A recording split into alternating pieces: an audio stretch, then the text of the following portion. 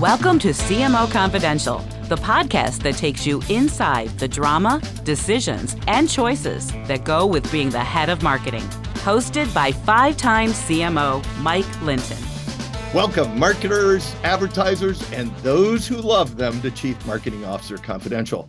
CMO Confidential is a program that takes you inside the drama, the decisions, and the politics that go with being the head of marketing at any company in what is one of the most scrutinized jobs in the executive suite.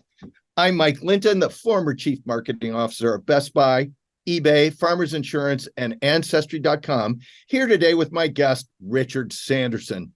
Today's topic, a top executive search perspective on marketing, sales, communications, and the CMO position. Now, Richard started his career at Russell Reynolds, took a detour to work at Booz & Company, went back to Russell Reynolds, and then moved to Spencer Stuart, where he leads the marketing, communications, and sales practice. Spencer is one of the best search firms in the country, and Richard specializes in CMO, CRO, CCO, and sales leadership positions, all the C's, and he leads 25 searches per year on average and sees a lot more. Full disclosure, I've known Richard for several years as he recruited me to the Allworth Financial Board. Welcome, Richard. Thank you, Mike. Pleasure to be here. All right, Richard, let's start. Give us a quick overview of the talent marketplace and what you are seeing today. Yeah, okay. So it's been an interesting, let's call it 3 years. Let us take us back, I guess, to the beginning of the pandemic, if that works for you, Mike. From that does. I mean, between we have COVID, we have quiet quitting, we have all this stuff, all in the remote work, all in the last 3 years. Give us the landscape that you see. Yeah. Okay. Absolutely. So I'll take it back just 3.5 years. I won't go back any further than that. But it's this sort of pandemic and post-pandemic period, because it's been a remarkable roller coaster ride, I think, over the last 3.5 years. I'd probably break this into 3 or 4 distinct phases that we have seen. Phase one was the immediate aftermath of when the pandemic hit. So that first, let's call it 3 to 6 months. So that is March 2020 through until the summer of 2020. And look, there was a sharp decline in the employment market, particularly in the executive search market. There was a sudden drop as there was some uncertainty. If you remember, it's hard to believe this. We were all locked up at home. No one was going anywhere. I mean, it was just crazy times. Phase two, I would say, was from that summer of 2020 onwards through, and that I would say this phase lasted about a year and a half or so, through until mid 2022. And that's when we saw a big spike in hiring in the employment market, a big adjustment, really became a seller's market for talent at this point. I'd break this phase two perhaps into phase 2A and 2B. There was the initial period where we were all leaning into buying products for our homes and our kitchens, and where we were spending time, our gardens and all that kind of stuff. So things like consumer durables products and those types of companies did really well. Then I'd say there's phase 2B, where there was a big rotation. We started coming out of our shells again. There was a big spike in more service-related activities. So we saw a big spike in things like leisure, hospitality, travel coming back really quickly, almost at the expense of product and product-related businesses. So you saw that rotation within phase two. Then I'd say a phase three crept in, which was late 2022. So somewhere around mid this year. So this coincided with a spike in inflation, a rise in interest rates to where they are about now. And I think for the first time, we saw what I might call a little bit of a white collar recession took place. We saw companies that have never really had hiring freezes or reductions in force in their history start having them. So all the tech companies. Yeah. And then, the West Coast, the recalibration of everybody's valuation in both health, biotech, and just raw tech, and a lot of startups. That was quite a change. It was. So there's a few things. There's actually some very interesting sub trends buried going on underneath that. So first of all, I would say you're right. We saw, I think Mark Zuckerberg is calling 2023 the year of efficiency. I think is the phrase he's out there with. But Always catchy, efficiency. What it's meant is, we have seen these, particularly, you called it out, sort of West Coast, particularly consumer or digital tech companies, really look at large-scale layoffs for the first time, hiring freezes. This coincided with the rise of interest rates and just as a sense of looking much more closely at the cost base. And so the paradox here, or the irony is, on the one hand, I think the employment numbers that come out from the Department of Labor have suggested actually employment is at all-time highs and the unemployment level is at an all-time low. What's actually going on beneath the surface is there's a little bit of a white-collar recession going on. And that, perhaps the service sector or hourly jobs, there's more of those available than people to fill them.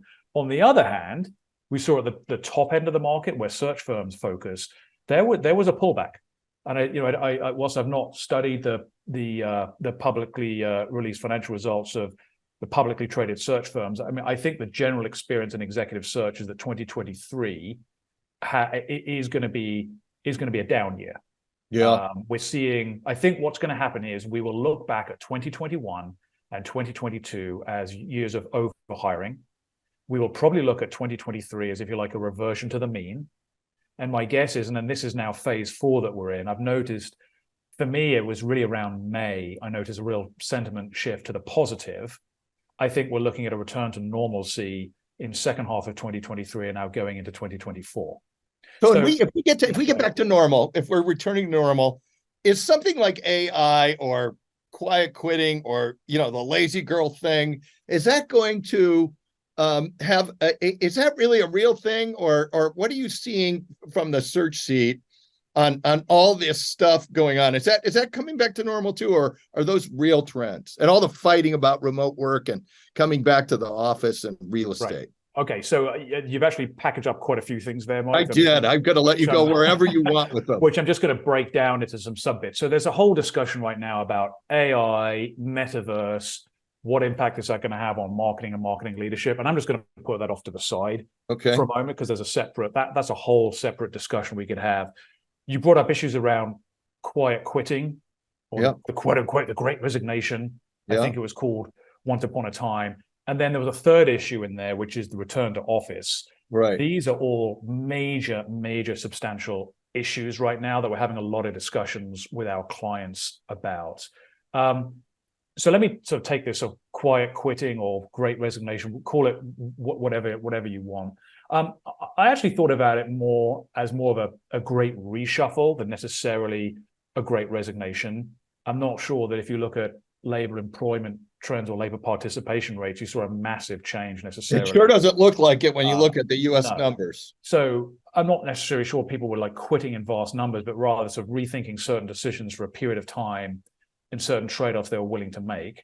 I think it also reflected, to be honest, what was going on was there were very different there have been very different experiences over the last 3 years, depending where you are in your career. And so here's what I mean by this. The reality is for senior leaders, some of them did really well in the last 3 years. You pointed out yourself, off the initial dip in March 2020, share prices rocketed. I mean, from what I remember, the Dow Jones dipped below 20,000 in March 2020, but it soared to over 36,000 by 2021. And if you're in a tech company, you actually experienced unprecedented wealth creation in a short period of time. And specifically, the NASDAQ went below 7,000 in March 2000 and then hit 16,000 by Thanksgiving of the following year. I mean, there was just, the level of volatility was extraordinary. And if you timed it right, you made a boatload of money. Now, not everyone timed it right. But so for senior leaders, some of them are having the best times of their lives. And by the way, they didn't have to be in the office. And it's not polite to say it, but some of them were having a grand old time. Now, on the other hand, I think if you were early or mid-career, I think it was a very different experience. The pandemic was often deeply traumatic. It often meant moving back with your parents. You might have been leaving big cities. There's a huge amount of uncertainty in professional and personal lives. And you saw much greater turnover in that cohort. And their experience of work was very different. In many cases, there was no coaching going on, no mentoring, no real development.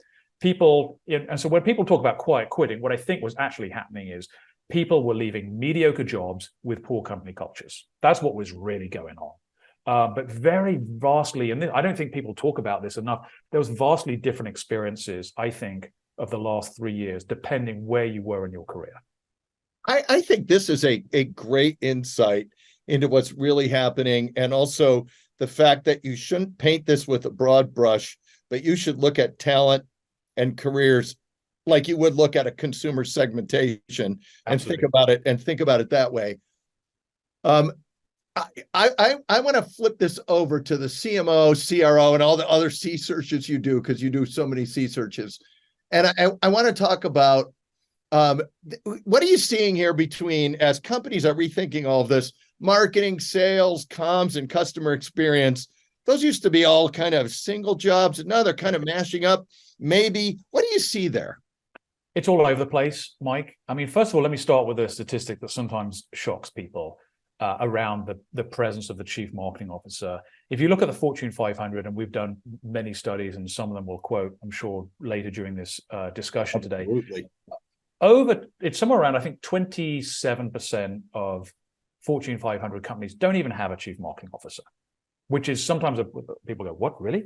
It's a bit of a shocking statistic. Compare that to, I think, 0% of companies that don't have a chief financial officer. Yeah, amazing. CIO. Yeah. Right. Now, here's the important thing to say. It's not to say these companies don't have marketing, the ones that don't have a CMO. They probably have marketing, but it's probably either in a regional role, a divisional role, a business unit role. It's just not necessarily elevated to the enterprise level within a company where it necessarily has a voice at the table, or it may just be a reflection of how a company is structured. Warren Buffett, for example, has no use for a chief marketing officer, but his single largest operating unit, which I think is Geico, absolutely has a chief marketing officer. So, it first of all depends on, how do we define CMO? Does it matter if it exists at the enterprise level or not? But the stat number one is over 25% of companies don't even have a chief marketing officer. What there has been a significant evolution over the role. I think the big trend has been the merging of some aspects of what have been traditionally called sales and what's been traditionally called marketing. I think, again, in the pandemic, one of the immediate impacts was yet another wave of not so much digital transformation, but digital acceleration. And we saw some of the traditional roles or boundaries between sales and marketing just disappear. The concept of having a field sales organization at the outset of the pandemic was laughable because they couldn't be in the field.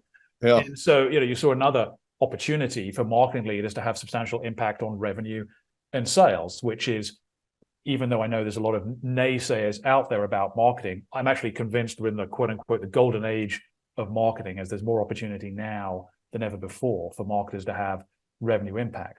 But back to your question about what's happening to the role, this evolution is nothing new. I mean, I remember 10 plus years ago when people were talking about, what is this chief growth officer role that is cropping up in consumer products companies? And there are a range of large-scale multinational CPG companies that moved to a chief growth officer structure where a marketing leader was actually a report into a chief growth officer. So there's a question around, oh my goodness, the CMO role is being layered. What does that mean? It's the end of the CMO role. Of course it wasn't, but just another iteration. We're seeing it now again, but crop up in different ways. I'll point to, for example, the retail sector. I think I can say this, I think it's true, most retailers of scale now have a chief customer officer. Yeah. And your role, a lot of people are rolling customer experience and other stuff into that job versus just the marketing. Correct. Makes a lot of sense. Right. And so what does that mean for marketing leaders? Look at some businesses that have a chief customer officer that don't have a CMO. In many cases, you could say somewhat cynically, the chief customer officer is just a CMO plus role, right? Which, by the way, I regard as a good thing.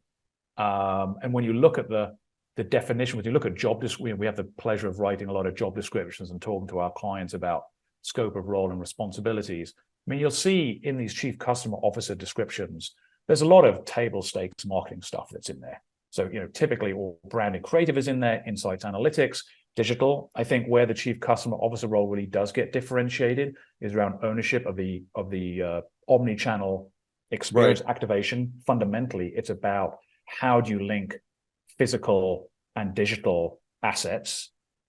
Consumers do not go on some linear path as to how they choose to shop. They migrate and move across multiple channels, but traditional company org structures, frankly, aren't set up well to match how the consumer chooses to shop.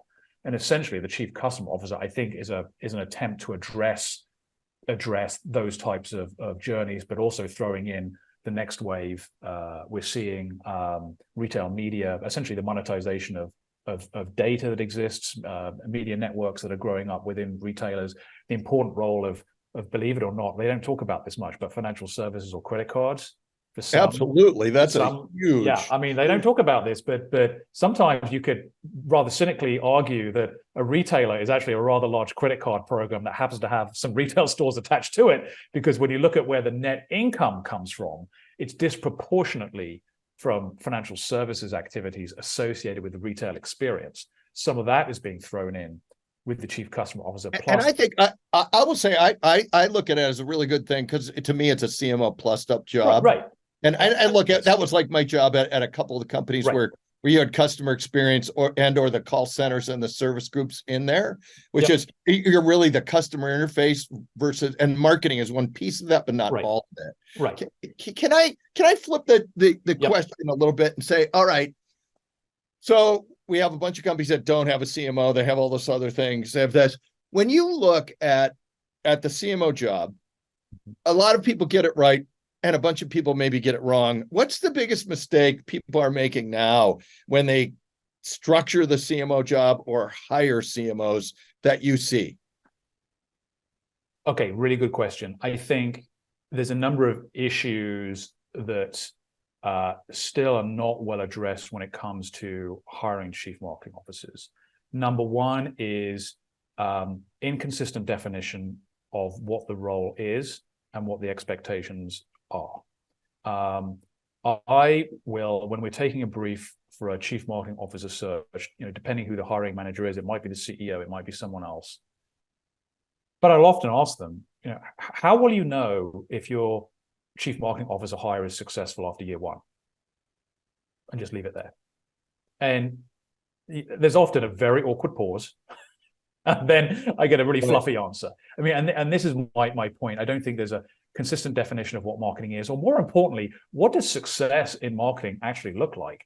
There are no consistent success metrics.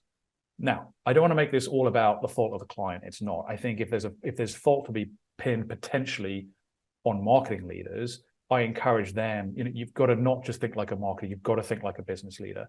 How often as a chief marketing officer do you talk to your CFO or your CEO about the impact your marketing budget will have on earnings per share?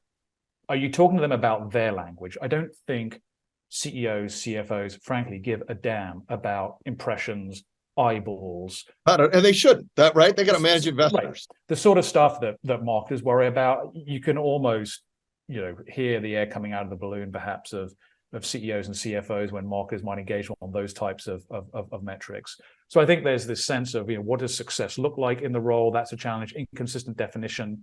I would also say the role has become really hard. It is now a really, really broad role. I think my concern is marketing has become a really broad church. I think a successful marketer is expected to be everything from a brand visionary, a creative genius, a product marketing expert, through to being a guru on data science, marketing technology, lifecycle marketing. I mean, the list of what a marketing leader is expected to be an expert on has just become enormous and out of control. And we have had a couple shows on this where one is the CMO job headed for extinction because of exactly this, because somewhere in there you're going to have some negative numbers. And if people are after you, you're pretty easy to blame. We've also had two shows. One, we've had a couple along this. One, a CEO who was a marketer who said, look, if the board and the CEO don't believe in marketing, you probably shouldn't take the job. And then we had a business professor from Virginia say, throw away the job spec because it might be okay for the CEO, it might be okay for you, but it's probably not okay for the company. You have to go through the interview process and figure out, is this job spec real and how are they really going to judge you?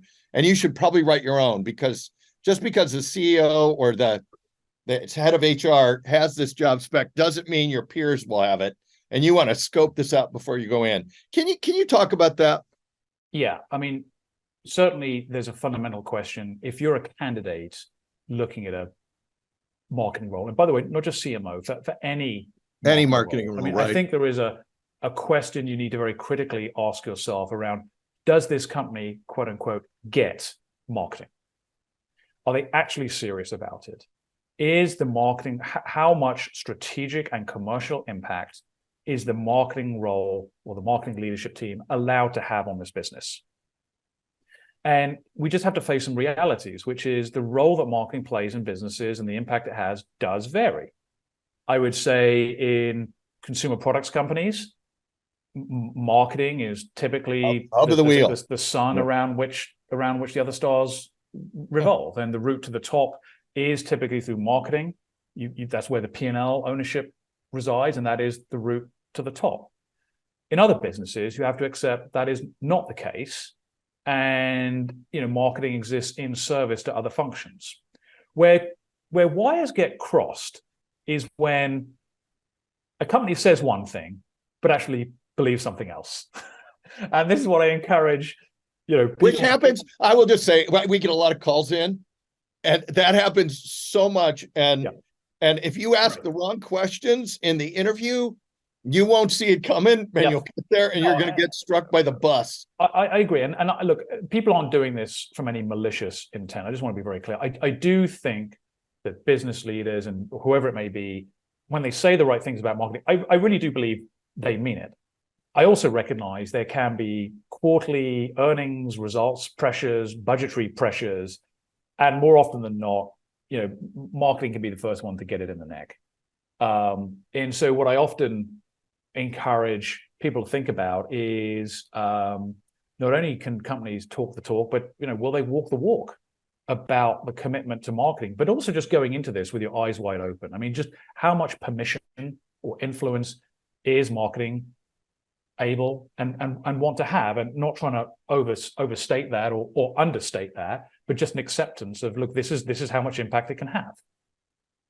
Look, I think this is super important because, look, that's like everybody wants to get in shape, but getting in shape takes a lot of effort. Like everyone wants a great brand and a great marketing department and great CAC and great web. You want it all, but you have to be willing to do what it is.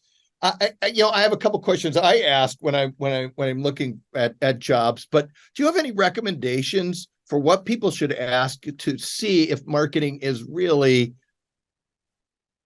has the influence and like power to go with the responsibility it's given? Because you get all this stuff, make magic, but then if you have nothing to do with, how do you? I'll give you a couple of tips. So number one, if it's a publicly traded business, here's what I actually do, and this is when I do my own research on a company, but it's very telling. Go to the 10K, and on your computer or whatever it is, do Control F where you search for a word. Type in the word marketing. See how many times it's mentioned in the 10K. Oh, that's a good one. If it's like not mentioned at all, if there's like no mention of marketing at all in the 10K, I think you know what you're walking into. So that's tip number one. Just see, does the company talk about marketing in their public filings? That gives you a sense, number one, of how seriously the company takes it. I'm not saying there's a threshold for the number of times it needs to be mentioned, but it gives you a flavor for, is this a topic the company wants to discuss publicly, yes or no? Topic number two would be, particularly when you get towards the end of a process, it's telling how many people you've been allowed to speak to and how broad that audience is. Because here's the lens, I think, through which you should be looking at it. How well does the broader business leadership, beyond just the hiring manager, how actively are they engaging in marketing? Is this on their agenda? Do they want to talk to you about it? How broad was the process coming in? I'm not looking to expand an interview process so it's out of control, but at least try and have a sense of, is marketing on the agenda of other key business leaders, yes or no? And I think you can only get to that by trying to have an interview or a discussion before you are offered a job or before you accept a job. So trying to do as much due diligence as you can, because it is really hard. And then the third thing I say to people is, look, make LinkedIn your friend. Go and find people who've left this company in the last 6 or 12 months and look them up and try and engage with them and just ask them, what is the culture like in the firm? What is the role, impact, influence this team has? How is the leader, the marketing leader, viewed by their peers? Try and do your own due diligence as much as you can, and a great way to do that is by tracking down people who've left the company in the last 6 or 12 months. I think those are super tips. I will add two questions that I've used, which is, who has final approval of creative and media? And if it's not me, I'm probably not taking that job because I don't have any of the authority that goes with the responsibility. And then the second question I always ask is, if I want to move money across my functions, I should be able to do that. If I have to get someone else's approval, I'm not really running whatever my span of control is. And so those are the two questions that I've used as kind of really important insights as to how the decisions get made. Hey, so I still think the CMO job, as we kind of have alluded to, is still, I think, the fastest turning job in the C-suite. What would you tell everybody? Well, one, if that's not true in your mind, you should let me know. And then two, even if it isn't the fastest turning job, and I think a couple of people still think it is, or a lot of people do, what should people be doing to extend their tenure right now? Okay.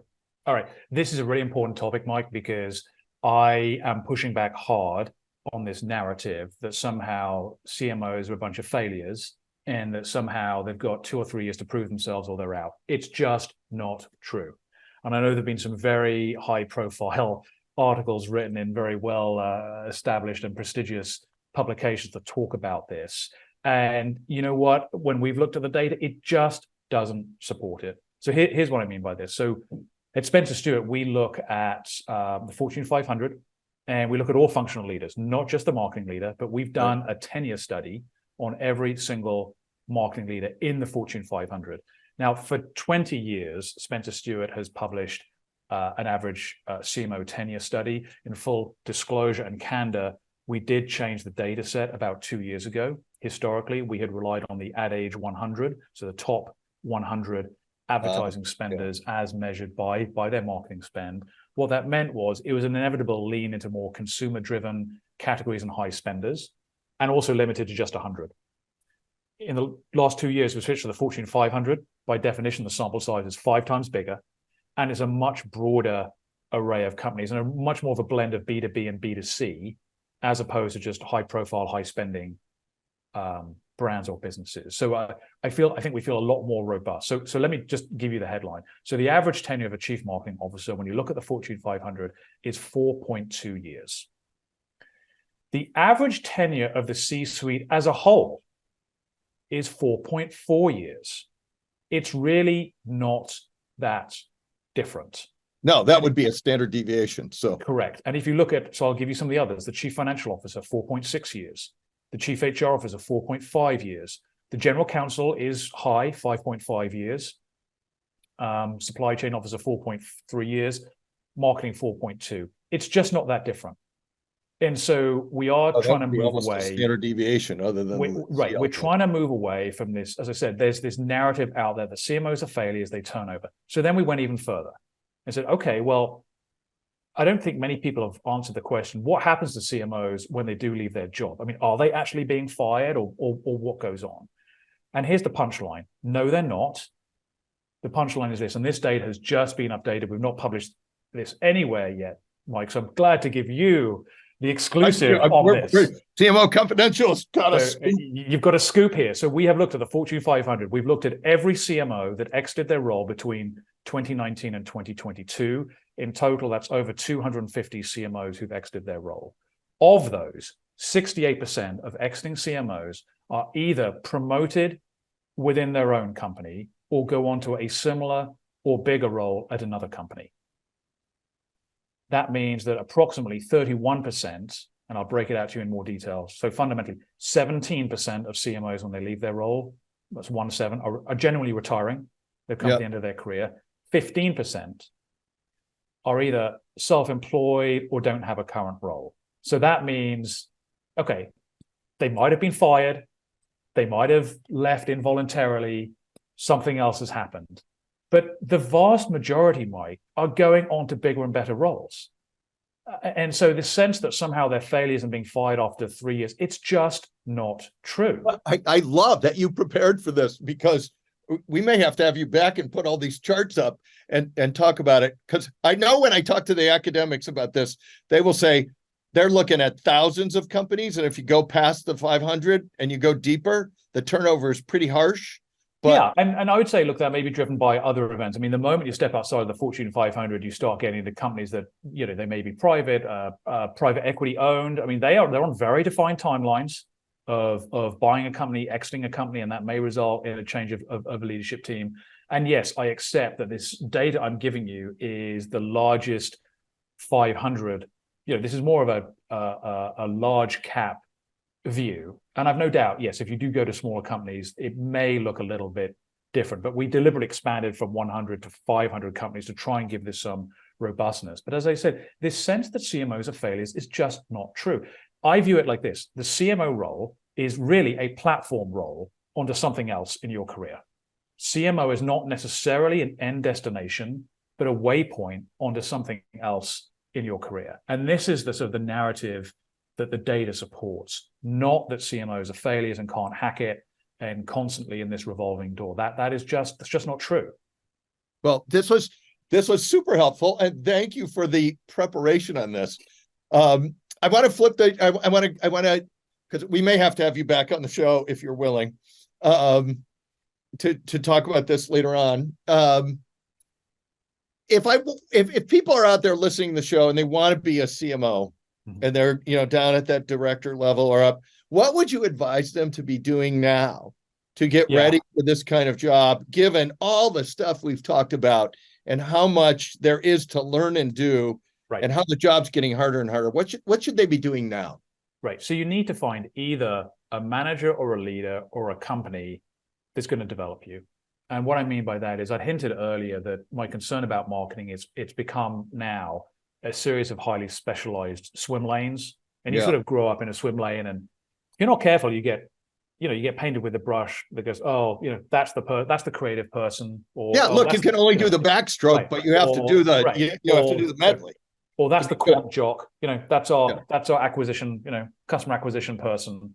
How do you find a business or a manager that will rotate you through different roles and give you different experiences early in your career? I mean, I will often challenge some marketing leads and say, hey, when was the last time you put your creative director and made them a director of performance marketing? They don't do it. But increasingly, I think, you know, with these wide, broad encompassing job specs that are coming up, I mean, there is some expectation that you have touched different parts, or most parts of the marketing skill set, or most parts of the business. So how do you find someone or something that will invest in you? And so it also means that the places where people maybe used to go and think about starting their careers are not necessarily exclusively the places I would encourage people to go now. You mean you're like saying like a Procter and a Pepsi? I don't want to pick on those, because those continue to be absolute academy companies that generate a disproportionate amount of CMOs. But it is true, I think, that if you're in Procter & Gamble, you're not really being exposed to many direct business models. I mean, you are still selling your product in an intermediated way, I mean, through retail, to get your end consumer. You know, the direct-to-consumer business model is not yet, I don't believe, a substantial part of their revenue. And yet, of course, the last 10 years has seen a wave of these companies. Now, whether this wave of companies is here to last is a whole nother question. You know, many of them have unsustainable business models. Many of them have been unprofitable. Many of them, in the most cynical sense, you could say, have been propped up by private equity money that kept them in business and just eroded the margins of every other business. If you want to be really cynical, you could say that. But I'd also say, you know, this direct-to-consumer business model is clearly here to stay. And without a doubt. I mean, if you just look at Progressive and Geico and insurance, that's like a massive industry shift. And this isn't just about a B2C. I mean, in the B2B world, which we haven't spoken much about that, I think some of the most interesting transformations and upgrades of marketing leadership are happening in B2B businesses. If you think about the role that lead generation plays there, and the role that marketing plays in lead management now in B2B, that is significant and substantial. And so there's a whole set of skill sets that exist out there that you don't necessarily get through just the academy companies of the past. They're still very important, and they develop great leadership and general management capabilities as well, which matters just as much at a senior level as the individual, technical capabilities. But this is more about finding a leader, a manager, a mentor, a business that is willing to invest and give you exposure to different development areas. I've always felt that companies, I'll pick on a few companies. American Express has done a great job, I think, of developing talent across different. I realize they're essentially a monoline financial services credit card business, essentially at its heart, but do a great job of developing talent. If you look at resumes of people in American Express, they're constantly changing jobs every 2 years. Right. And that's not viewed as a weakness. I think that's viewed as a strength. And there are other businesses like that that have done a really good job of developing talent, and they exist in industries or places that you might not expect. Financial services is actually, I might say, Mike, 20 years ago, financial services was not a place a great marketing person went to go and have a standout. No, but career. now it is. Now it is. And some of the work being done by insurance companies that you mentioned or credit card businesses is very cutting edge. And because now you have all the data. I know. All the data and a way to use it directly. And so this comes to another point around, is the future of marketing about who owns first-party data? And what is that going to mean for the future? Anyway, that's maybe for a future podcast, Mike. Well, I hear you agreeing to come back. And I want to summarize what you just said, because we're running up against time and I want to get the last question in here. But what I heard you say here is, look, get trained by someone that knows what they're doing. 2, get broad as much as possible so that you are doing more things. And then 3, think like a general manager, not like a marketer, no matter where you are in this space, so that you are learning as much as you can. Is that a fair summary of what you kind of said? Yeah. Thank you. Yes. Okay, awesome. So last question. Practical advice and or funniest story you want to share with our listeners that we haven't talked about today. You can take one or both of those, but you must take one. Practical advice and or funniest story. Okay, practical advice, because I don't have a great funny story for you off the top of my head, but practical advice is what has become clear to me for doing this job now for almost 20 years is that the most important thing someone possesses in their career is their reputation. How you treat people, how you engage with people, how you manage people, the feelings you leave with people, that is the most important thing you have in your career. When we do a lot of what we'll call sort of backdoor referencing, third-party sourcing on people before we even make the call to them. And a lot of it is often dwelling, it really comes down to, what is this person's reputation? What have they done? What are they like? I say this because your reputation is the hardest thing for you to adjust. You can't just pivot your reputation overnight. It is the accumulated experience of often decades of how you treat and how you engage people. So I would say at any point in your career, the most important thing you can do is treat people well, be treated well, treat people the way you would expect to be treated. And you don't have to actively cultivate your reputation. I'm not saying that, but think about how you engage with people, because that is a track record that goes with you. You can't adjust it easily.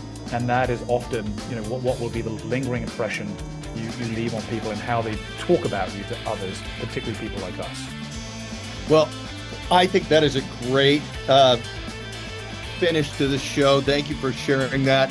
Thank you, Richard, and thanks to everyone for listening to CMO Confidential. Look for our other shows on Evergreen, Spotify, Apple, and YouTube, which include Why Marketing and IT Should Be BFFs. A leading business thinker and futurist talks about what's next. Is the CMO position headed for extinction? And what private equity really thinks about marketing. Hey, all you marketers, stay safe out there. This is Mike Linton signing off for CMO Confidential. Today's episode of CMO Confidential is brought to you by CMOcoaches.com. Are you a current or aspiring chief marketing officer looking to take your career to the next level? You should work with a CMO coach. CMO coaches are former CMOs who are nationally certified coaches. So whether you want to improve your leadership skills, develop your team, or drive better business results, we have the experience and expertise to help you succeed. To learn more, visit us at CMOcoaches.com.